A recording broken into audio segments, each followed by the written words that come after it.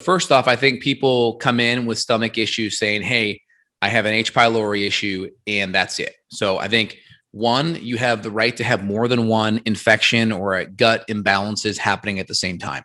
So it's really important. Don't get myopically focused on one infection. There's probably multiple issues.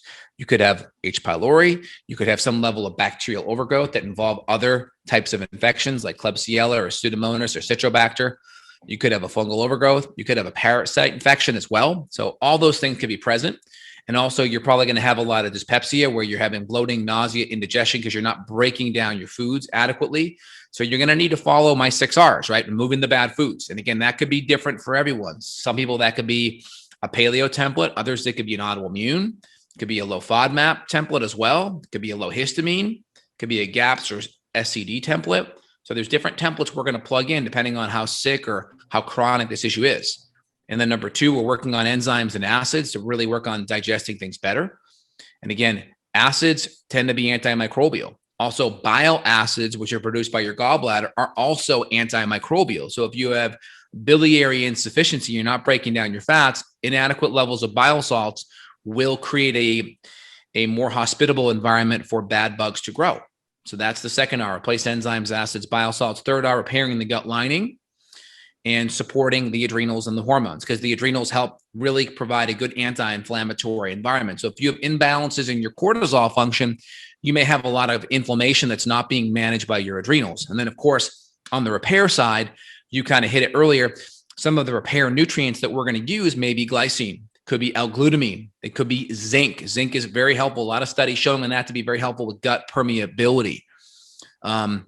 I would say DGL licorice, aloe, okra, vitamin A. These are really important nutrients that calm down the gut lining. Herbally, I also like ginger and manuka honey. Manuka is used in hospitals in burn units because it's very anti-inflammatory. So I like a little bit of manuka honey in my ginger juice tea recipe. It's wonderful. Any comments on that?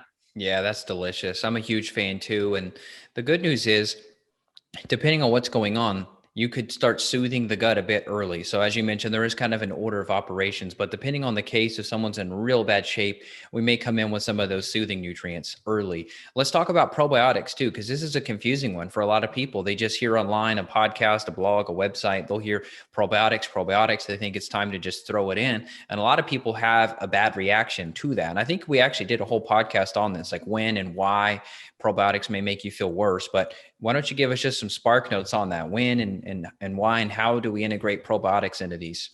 So people tend to have stomach issues in general because they have this bacterial overgrowth in the gut. That's going to affect the esophageal sphincter from closing. They also have a lack of enzymes and acids. So the food's rotting, it's putrefying, it's rancidifying, and creating lots of different gases as a result. Now, people that tend to have a lot of bad bacteria in their gut, they tend to be very sensitive to FODMAPs. These are fermentable carbohydrates, fructo, oligo, disaccharide, mono, and polyols. And again, probiotics tend to have FODMAPs in it because probiotics are inherently fermentable, right?